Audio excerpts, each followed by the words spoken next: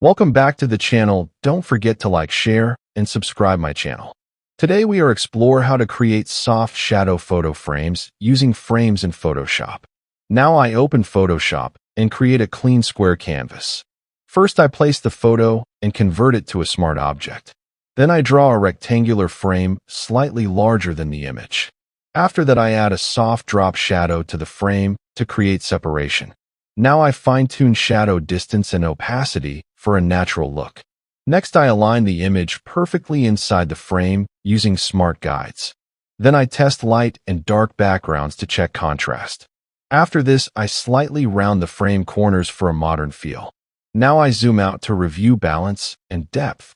Finally, I polish spacing so the framed photo looks clean,